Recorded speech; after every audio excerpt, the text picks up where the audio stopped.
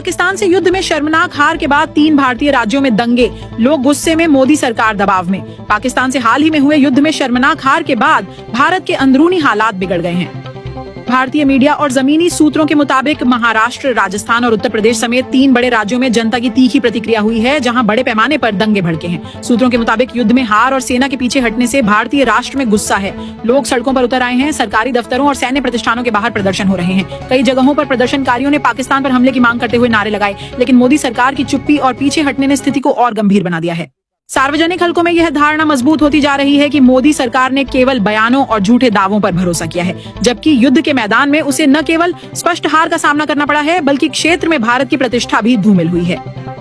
सरकार हर दिन किसी न किसी नए ऑपरेशन की घोषणा करती है, लेकिन बाद में या तो उसका खंडन कर देती है या फिर चुप रह जाती है। राजनीतिक विश्लेषकों के अनुसार यह केवल जनता का मनोरंजन करने की एक चाल है, ताकि मोदी सरकार पर बढ़ते दबाव को अस्थायी रूप से कम किया जा सके। दूसरी ओर सैन्य हलकों में भी बेचैनी है। नाम न बताने की शर्त पर एक पूर्व भारतीय जनरल ने मीडिया से कहा कि सच तो यह है कि पाकिस्तान ने हमें रक्षा और कूटनीतिक मोर्चों पर पूरी तरह से हरा दिया है। अब हम हमला करने के बारे में सोच भी नहीं सकते, क्योंकि हम सबक सीख चुके हैं।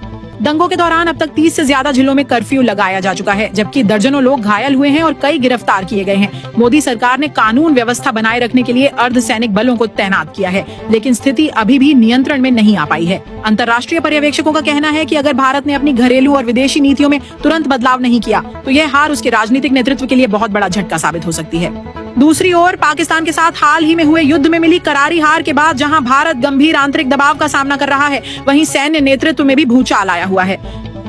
भारतीय मीडिया और रक्षा हलकों में चल रही खबरों के अनुसार भारत के chief of defence staff (CDS) general Anil Chauhan ने अपने पद से इस्तीफा दे दिया है, जिसकी अभी तक सरकार की ओर से आधिकारिक पुष्टि नहीं की गई है। हालांकि सूत्र इस बात की पुष्टि कर रहे हैं कि इस्तीफा मिल गया है।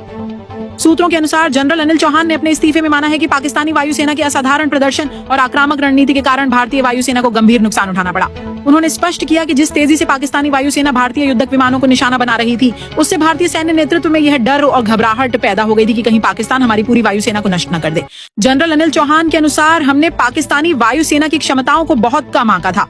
जब उन्होंने एक के बाद एक हमारे सबसे उन्नत लड़ाकू विमानों को मार गिराना शुरू किया, तो हमें डर लगने लगा कि अगर यह सिलसिला जारी रहा तो पाकिस्तान कुछ ही दिनों में हमारी पूरी वायुसेना को खत्म कर देगा। इसीलिए एहतियात के तौर पर हमने अपने लड़ाकू विमानों के कई स्क्वाड्रन को उड़ान भरने से रोक दिया, ताकि और नुकसान से बचा जा सके।